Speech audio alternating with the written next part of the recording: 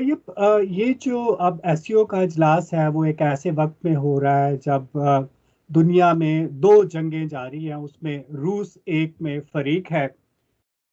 تو کیا یہ فورم جو ہے وہ مغربی طاقتوں امریکہ اور اس کے اتحادیوں کا اس کا مقابلہ جو ہے وہ کر سکتا ہے؟ دیکھیے، توقع تو یہی تھی میرے خیال میں چین اور روس کی کہ یہ ایک آلٹرنیٹ جو ہے وہ ایمرج کرے گا، اسپیشلی یوریشیا کا جو خطہ ہے، جس میں سینٹرل ایشین سٹیٹس شامل ہیں، جس میں ایران شامل ہے، جس میں پاکستان اور بھارت شامل ہیں. سو ایک ریجنل جو ہے وہ ایک کاؤنٹر ویٹ کی طریقے سے اس کو جو ہے وہ ڈیولپ کیا جائے. لیکن کیونکہ SCO کے اپنے ممبران جس طرح پاکستان اور انڈیا، بلکہ انڈیا اور چائنا کے آپس کے بہت سارے مسئلے ہیں، سو اس کو افیکٹو ہونے کے لیے جو ہے وہ ایک افیکٹو آرگنائزیشن کے طور پہ ابھرنے میں بہت سارے چیلنجز ہیں. کچھ اس میں جو ہے خطے کے اپنے اندر کے جو ہے چیلنجز ہیں، کچھ جو ہے اس میں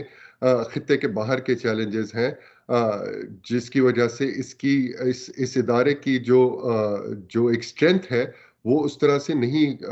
سامنے آ سکی جس طرح میرا خیال ہے چین خاص طور پہ چاہتا تھا کہ اس ادارے کو فعال جو ہے وہ بنایا جائے. اسی طرح یہ جس طرح آپ نے فرمایا، دیکھیں اس میں سمجھنے والی بات یہ بھی ہے کہ روس کی طرف سے کیا ہے ضروری اس موقع پہ دکھانا، جبکہ وہ جس طرح آپ نے فرمایا یوکرین میں جنگ میں پچھلے سال 2 سال سے جو ہے وہ لگا ہوا ہے. دیکھیں،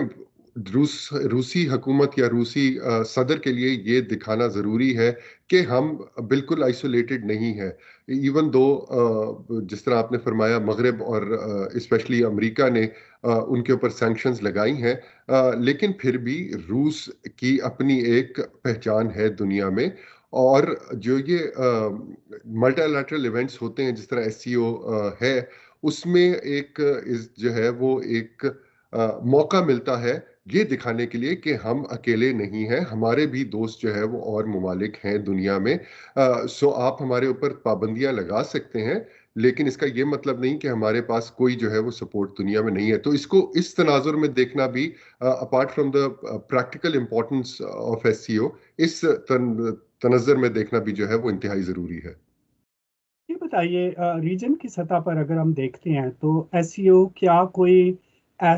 بڑا انیشیٹو لے سکا ہے، کوئی منصوبہ کر سکا ہے پریکٹیکلی؟ دیکھیے، اینٹی ٹیررزم کی طور کی حد تک تو جو ہے وہ ایگریمنٹس ہوئی ہیں، جن کے اوپر جو ہے وہ سارے ممالک نے جو ہے وہ ایگری کیا ہے. لیکن جس طرح میں نے پہلے گزارش کی تھی، یہ اس طرح سے فعال ادارہ پرہیپس نہیں بن سکا جس طرح اوریجنلی اس کے خیال تھا کہ یہ بن سکتا ہے. بٹ سٹل ہم جب دیکھتے ہیں کہ یہ ملٹی لیٹرل آرگنائزیشنز جو ہوتی ہیں جن میں مختلف اور ملٹیپل آبجیکٹیوز ہوتے ہیں، جس طرح SCO کے آبجیکٹیوز شروع جو ہے وہ اینٹی ٹیررزم سے ہوئے، لیکن اس کے اندر اکنامک آبجیکٹیوز بھی جو ہے وہ شامل ہو گئے. تو ان اداروں کا جو ہے وہ امپیکٹ ڈپینڈ کرتا ہے بہت سارے مختلف جو ہے وہ فیکٹرز کے اوپر. اور جس طرح میں نے گزارش کی، کیونکہ جو ممبر سٹیٹس ہیں ان کے آپس کے اختلافات ہیں، چائنا نے اپنا بیلٹ اینڈ روڈ انیشیٹو بھی لانچ کیا ہے. سو اکنامک طور کے اوپر بیلٹ اینڈ روڈ انیشیٹو سارے ممالک سوائے بھارت کے they are a part of the belt and road initiative that was launched by China. تو وہ آلٹرنیٹس موجود ہیں. اب اس بیلٹ اینڈ روڈ کے زمانے میں یا دہائی میں SCO کو کس طرح جو ہے اس کی اکنامک خاص طور پہ یا اس کے معاشی جو اثرات ہیں ان کو کس طرح جو ہے وہ کیا جائے، اس کے اندر شامل کیا جائے، یہ ایک چیلنج ہے پرہیپس چین کے لیے سب سے زیادہ، بیکاز چین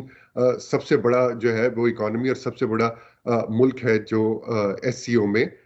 شامل ہے. جو چھوٹے ملک ہیں اس کے رکن ہیں SCO کے، جیسے نیپال ہے، جیسے شری لنکا ہے، ان کو اس سے کیا فائدہ ہے؟ لیکن جو چھوٹے ممالک ہوتے ہیں سر، وہ ان کے لیے ان بڑے ملٹی لیٹرل آرگنائزیشنز کا یا ملٹی لیٹرل انسٹیٹیوشنز کا حصہ بننے کا ایک بہت ضروری یا اہم پہلو یہ ہوتا ہے کہ اس کو آپ ایک کاؤنٹر ویٹ کے طور پہ یوز کرتے ہیں باقی بڑی طاقتوں کے تناظر میں. سو اگر ہم فار ایگزامپل سری لنکا کو اگر دیکھ لیتے ہیں، سری لنکا کے جو ہے ہسٹوریکلی وہ بھارت کے ایک طرح سے شیڈو کے اندر جو ہے وہ رہتے ہیں، small island state next to huge country. So Sri Lanka کے اوور دا لاسٹ ڈیکیڈ ہم نے یہ دیکھا ہے کہ سری لنکا کی حکومتیں جو ہیں ابھی والی بھی اور پہلے بھی، انہوں نے اس چیز کو، اپنی اس کمزوری کو ڈیل کرنے کے لیے باقی بڑے ممالک کے ساتھ تعلقات زیادہ جو ہے وہ بنائے ہیں. مثلاً سری لنکا کی حکومت جو اس سے پہلے تھی، اس کے چین کے ساتھ بہت گہرے تعلقات تھے اور جس کو بھارت میں پسند نہیں کیا جاتا تھا. سو سری لنکا یا نیپال جیسے ممالک کے لیے ان بڑی آرگنائزیشنز یا ان بڑی جو ہے وہ جو ایک بینڈز ہوتے ہیں یا انٹرنیشنل انسٹیٹیوشنز ہوتے ہیں، ان میں شامل ہونے کا ایک بہت بڑی وجہ یہ ہے کہ وہ اس کو ایک اسٹریٹجی کے طور پہ یوز کرتے ہیں ٹو میک شور کہ جو باقی بڑے ممالک ہیں ان کے ساتھ جو ان کے تعلقات ہیں وہ کسی کے اوپر زیادہ ڈیپینڈنٹ نہ ہو، اور یہ دکھائیں کہ ہماری جو ہے وہ عالمی سطح کے اوپر اگر آپ ہمارے ساتھ کوئی جو ہے وہ پرابلمز کریٹ کریں گے تو ہمارے پاس بھی فال بیک آپشنز ہیں، یا ہمارے پاس بھی اور دوست ممالک موجود ہیں.